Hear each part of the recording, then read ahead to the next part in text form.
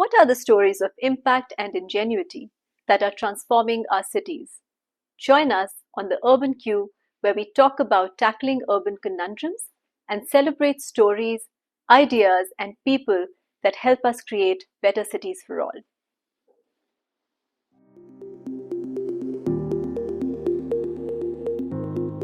Hello, and welcome to the Urban Q.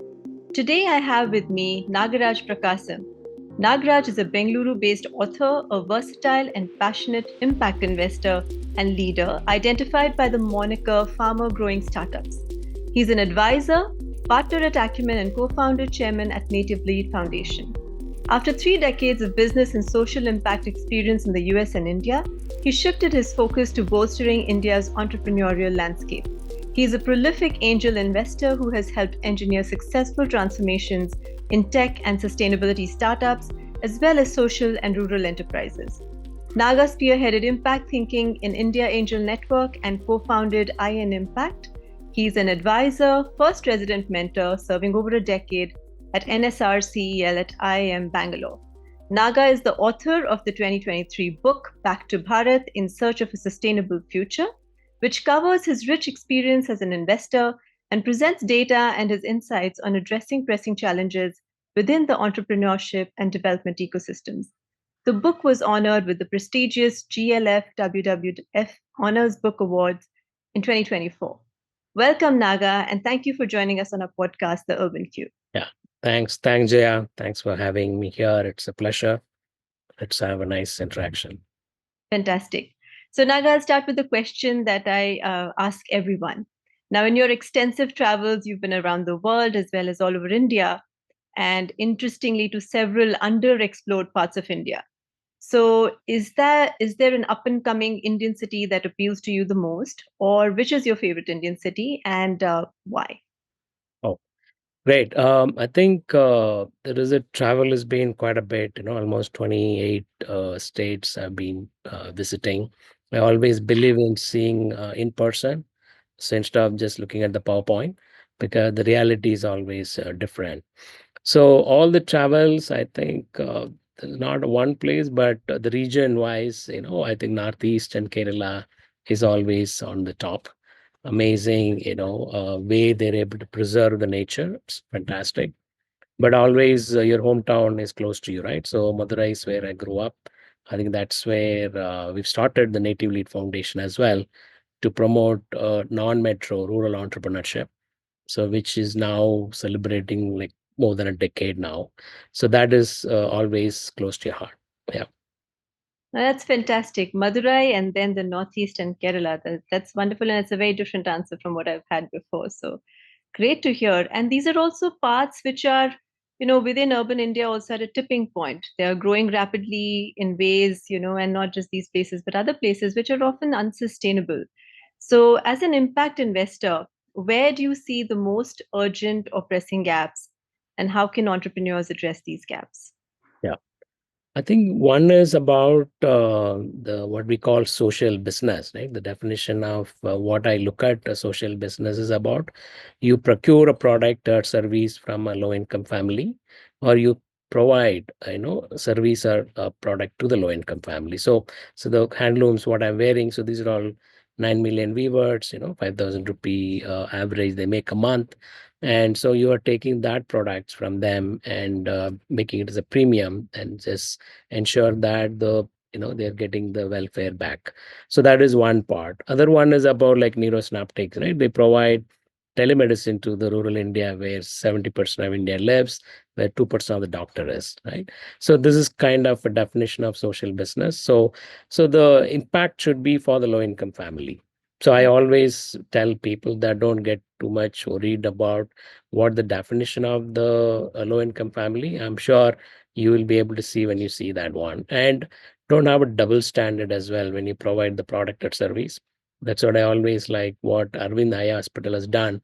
60% of their surgeries are free, but still they're profitable. It has to be on par. So that's what I usually look at about impacting the low income families. Yeah. And that's fantastic because most of India and urban India is low income still, informal and underserved. right, with highly unequal access to services like power, waste right, management, and clean water. You're talking about fabrics, yes. healthcare, and all of that, but all of this also.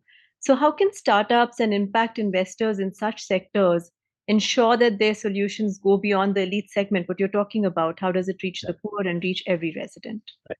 I think that's where we need both sides. We need social entrepreneurs who believe in the cause and they're solving a problem which will take longer than usual. So that means that they have a perseverance to stay focused on the course. And from the investor perspective, that's why, Acumen, we invented the word that impact investing, right? So that means that you will have, there's a patient capital. That means the capital has a lot more patience than typical tenure that the mainstream investors are going to look at. So from the investor perspective, it has to be a patience. And the second part is about expectation on the return as well, right? So Right. this is where that we both need to meet. And both sides, if they're not meeting the standard, they'll end up emission drift, right? So they're solving the very, very serious problems. It takes time and it requires a lot more understanding on the ground. And it's not like sitting in the room in Bangalore and solve the world's problem. That's not possible in India. So that's from the entrepreneur perspective. In the investor perspective, also there is a probably 10 years back, a lot of on impact investors came in, which is a good and bad. The good is about people understood impact investing. They want to allocate some portion of it. The bad is about also there was an expectation built up, right? So thanks to the book Fortune at the Bottom of the Economic Pyramid, so people thought it's all fortune, right? So there's a lot of people started coming with there is a gold out there. So that attracted kind of investors who do not have that much patience as well. But I Hmm. think this evolved now. I think the country is in a fantastic shape right now, where we have other forms of investment models are coming up, like the CSR. So I always mention many of my social businesses to have a hybrid model as well, so that the viability gap, what the ability you're doing at the ground. So some of those can be covered by the philanthropic funding. So once the product market fit, so then you're able to grow the business very well. So that's how the impact investing is evolving in India. Yeah. So fantastic. You're talking about, perseverance, and it sounds like, perseverance on the part of the entrepreneur as well as the investor to keep them from, being mission drift. And then the hybrid models which can help stay them, keep them afloat. Yeah. Now, these are challenges. And, as someone like you who's deeply invested in tier two and tier three cities through Nativelead, and you just mentioned that, you're looking at places outside of metropolitan areas, these are real challenges, but there are also a lot of opportunities. So, Yes. what potential do these smaller towns offer in terms of, building scalable and sustainable startups? See, the one element is about England. India is a very interesting place that every 50 kilometer you go, you have a different dialect, different food, different kind of cultures, right?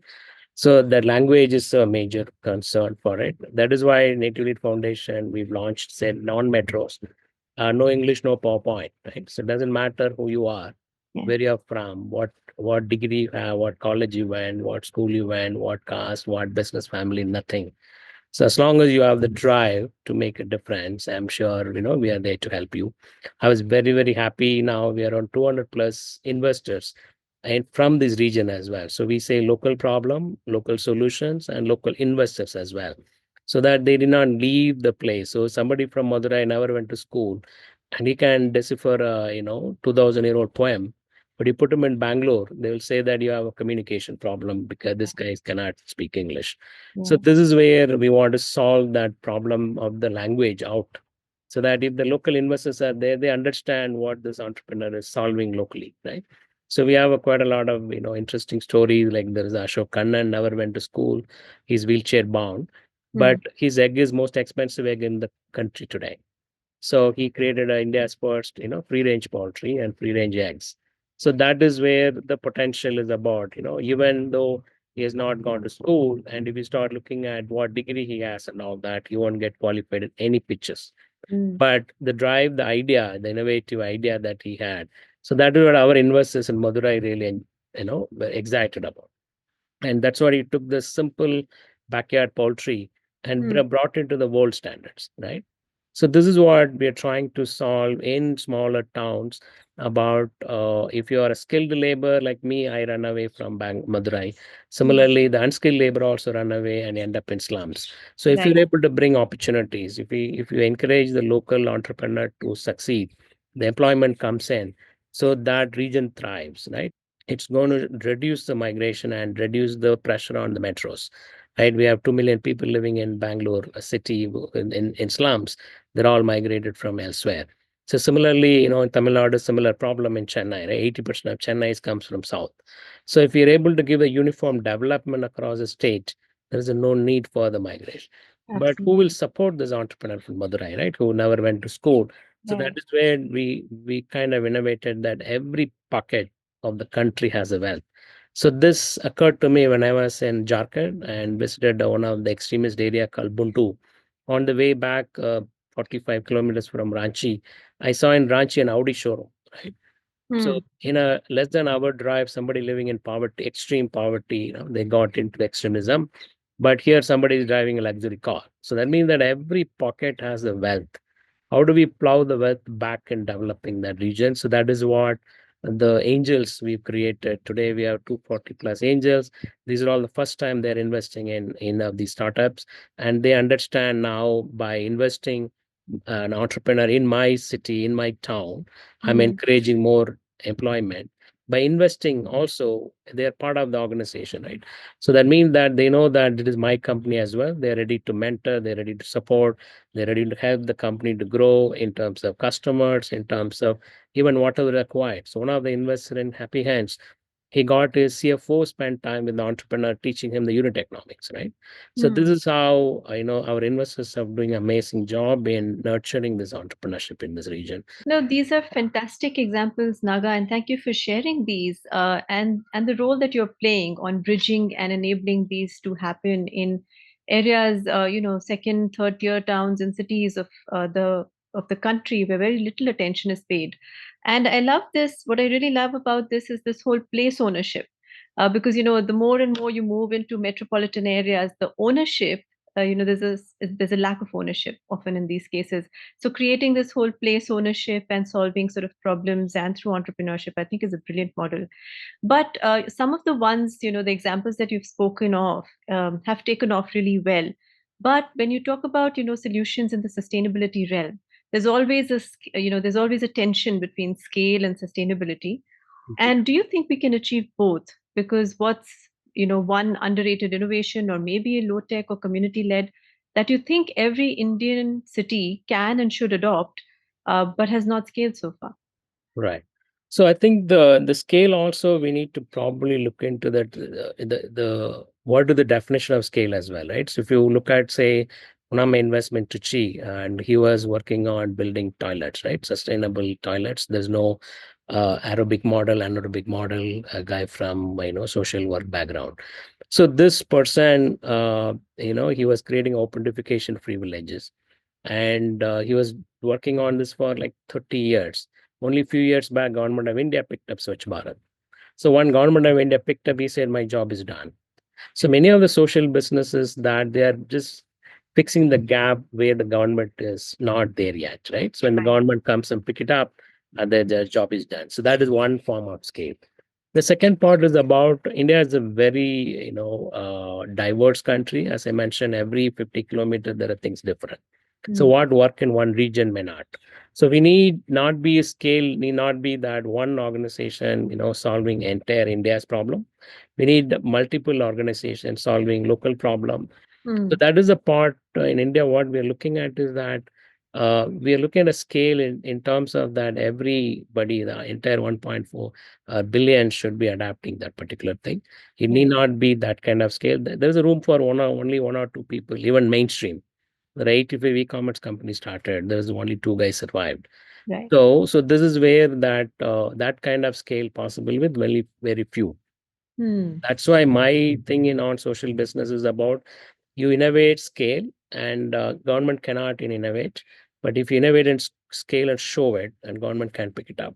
We saw in microfinance, we saw in Swachh Bharat, we Yeah. saw in 108 ambulance. These are all the examples of how individual innovations being picked up by the government. That's one form. The Yeah. second part is about where natively what we are talking. If you're able to scale, go pan India, there is nothing wrong. Mm. But at the same time, that are you solving the problem, the scale and soul, right? So many times when the scale comes, the soul is sold. So this is where that mission drift also happened. The pressure happened in terms of people, you're taking money from wrong people, you're going to end up selling the soul. So this is like a lot of examples are there. I've written about Fab India example in Forbes a while back, that if you're taking money from the people who don't understand, in fact must, they don't worry about whether you're supporting Angasutra or not, right? Mm. So it become an ethnic brand. It's no longer a handloom brand. So that's what the mission drift happened. So scale comes, but what expense? So Right. this is where even many of the social businesses, we will ensure that you stay within the box. The DNA should not be changed. If Mm. the scale is decent enough, that's fine, but let it grow organically. So this is what about social business that, as I earlier mentioned, the perseverance very, very important, and it Yeah. takes time. Like for example, neurosynaptic communication. These guys, graduates of Indian Institute of Science, they said how technology can be used for telemedicine, and they've been on it for 20 years. The pandemic happened, and a lot of people who kind of started doing telemedicine WhatsApp, they'll raise 40 million, $50 million, right? Mm. And there was a pressure on him as well. And he stayed focused that no, urban is not my focus. My focus is about still rural. And look at the pandemic, it created more issues for them. So he stayed focused, right? He's doing amazingly well the last few years, but he never gave up the last 15, 16 years when he was struggling, right? Two co-founders, both of their wives committed for that organization, right? One of the board member paid the college fees for that entrepreneur. So that is a level of entrepreneurs also there about picking up that problem. It's very tough to solve, it will take time, and you can scale by selling the soul, but they're very particular about ensuring that my DNA is focused on this. So that is why the patient capital is required. The investors he got are amazing investors. They are patient enough to allow him to focus on what he started out with. Mm. Otherwise, easily he could have, pivoted the word I hate a lot, the word pivot. The people try for 3 months, they'll change the complete vision, what they want to do. But Yeah. here are the guys like Neurosynaptic Samir or, Damodaran of Gramwalaya. All these guys have been working on this decades on that particular problem. And they're going deeper. When the time comes, they said, my job is done. Yeah. So basically, I mean, scale, what you're saying, scale, but not at all costs. I mean, for one. And I also think, these rural urban binaries sometimes are artificial because what happens in rural impacts urban, what happens in urban impacts, rural. There are these linkages, unseen linkages. Now, your book, Back to Bharat, touches upon themes of society, government, and markets as essential pillars of sustainable development. Now, how can cities, where a lot of the action happens, better enable this convergence between the three? Yeah, I think that is where many of my focus is about the rural India. So if we fix the migration slow down, Yeah. and the like program like Mantrega proved it, even I get like $200 or something, I'm okay in my village rather than coming into the city. And we saw in pandemic, crores of people walk back saying that I want to be better off in my village than here. So this is kind of proving that if there is economic viability is available, that people would love to stay there. I'm Mm. not against migration. I'm a migrant from Madurai living in Bangalore. You come here, you live in Good Earth or you live in Palm Meadows. Don't live in a slum. Mm. So this is where we need to start looking. The root cause of the problem, urban problem, is about rural livelihood is being lost. Yeah. We are a country. We can't put 1.4 billion people in 100 cities. We are not like a US. There is a big space available that you can put everybody in a city. That city-based model will create efficiency. There are a lot of books written about it, but that model is not going to work for India because we saw that 100 cars per thousand people in Bangalore, we have a traffic problem. Mm. US has 700 cars per thousand people. Where will you put a 700 cars? I lived in Atlanta, 14 lanes in one place, still traffic problem. Yeah. Where will you put a 14 lane in Bangalore, right? So this is not the model that we need to follow. That is why my focus is about first is about rural. If you improve the rural livelihood, if the migration slows down, Yeah. Then the we also need to have the growth across many villages. I go, the villages are empty, Mm. and then the cities are overpopulated, Right. and it creates a problem on the land in the city, right? And there's no availability of land, then the slums are formed.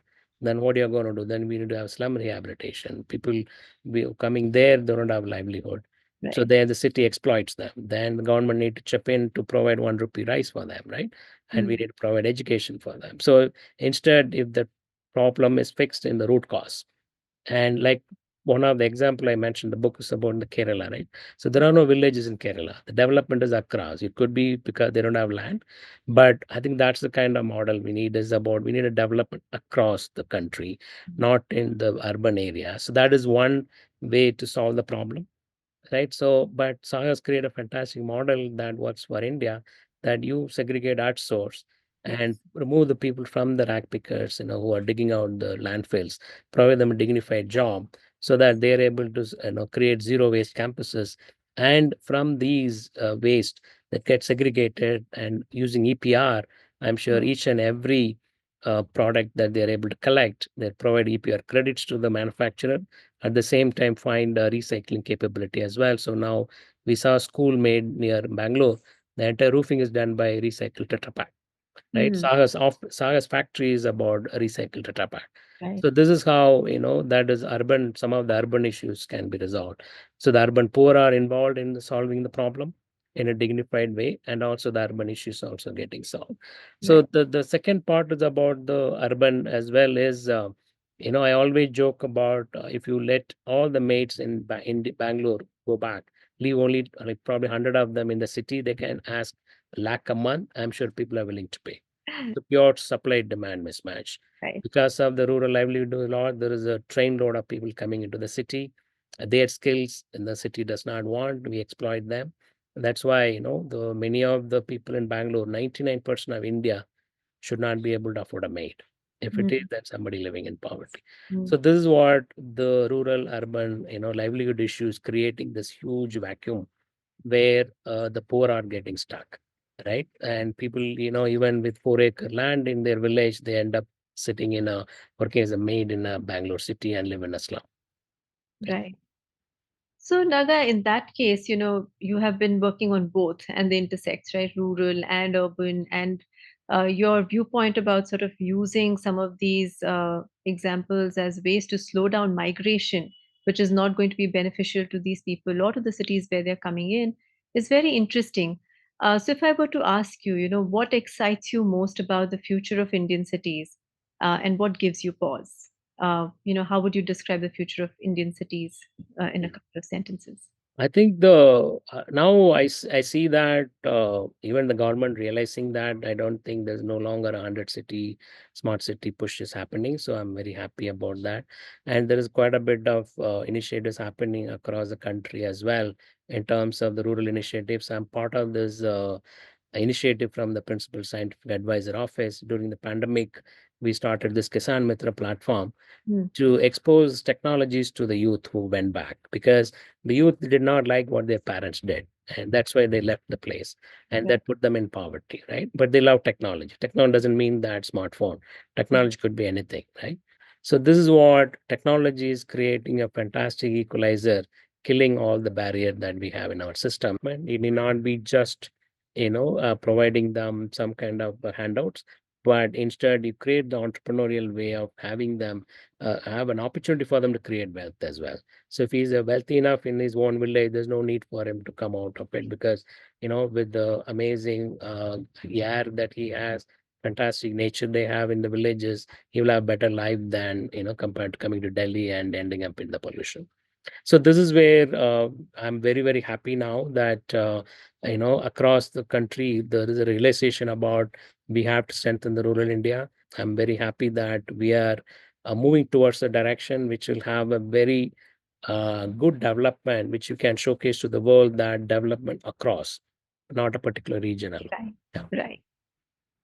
No, it's fantastic, Naga, and thank you for sharing a lot of these brilliant examples that you've given of entrepreneurship as a way out of poverty, as a way for creating upward mobility in areas of the country where otherwise these people would be stuck. in poverty and in sort of, very climate precarious also situations, which kind of further diminishes their potential for livelihood, productivity, and all of that. So, thank you for the very brilliant conversation, Naga. I really enjoyed it. For the wonderful that you're doing in growing startups, more power to you, and look forward to speaking soon. Great. Thank you very much. Keep up the great work and taking all the stories to everyone. Thanks, Jaya. Take care. Thank you. Bye.